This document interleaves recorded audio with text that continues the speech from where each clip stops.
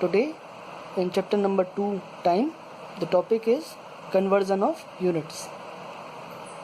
As I have told you earlier that these are important conversions. 1 day is equals to 24 hours or 1 hour is equal to 60 minutes and so on. I have explained in my previous video. You have to learn that not only 1 day is equals to 24 hours, but 24 hours is also equal to 1 day. It is vice versa. Okay, so it will be helpful in converting bigger unit to smaller unit and vice versa. Now I will show you with an example. Now as you can see here, to convert 3 weeks, 2 days, 15 hours to hours. Okay, always remember, first of all we convert the bigger units. Okay, always the bigger unit is covered first. So 3 weeks, 2 days, 15 hours, we will convert this weeks into days. So in order to convert week into days, we will multiply it by 7. Okay, so 3 into 7 is 21, and 2 days and 15 hours will be copied as it is from the first step.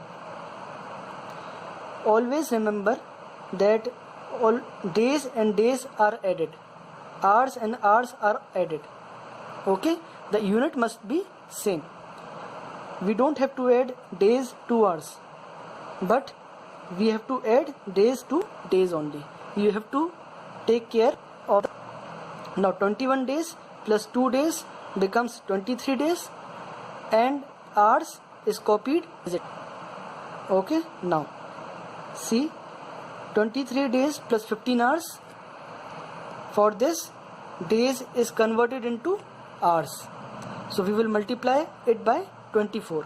23 into 24 hours, we will write in bracket plus 15.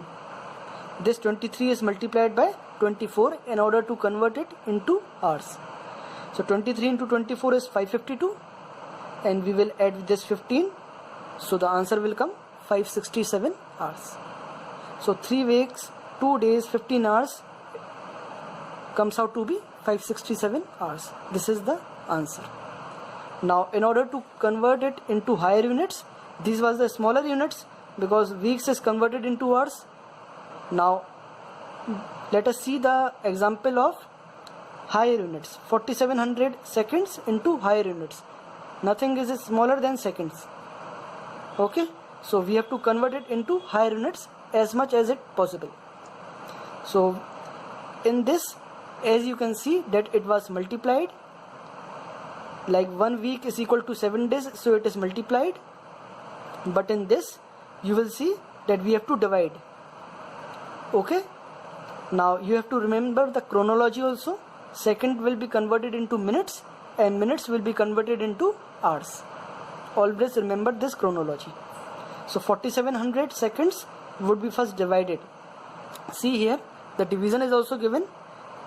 Okay, so as you can see that 4700 when divided by 60 comes out to be 78. Okay, and the remainder comes out to be in seconds. Why? Because 4700 was in seconds, so the remainder will also come in seconds. And as we have divided 4700 by 60, so the answer comes out to be 78. Now we will write 4700 seconds as 78 minutes and 28 seconds. Okay, 78 would be again be converted into hours because minutes is a smaller unit, so it will be converted into hours.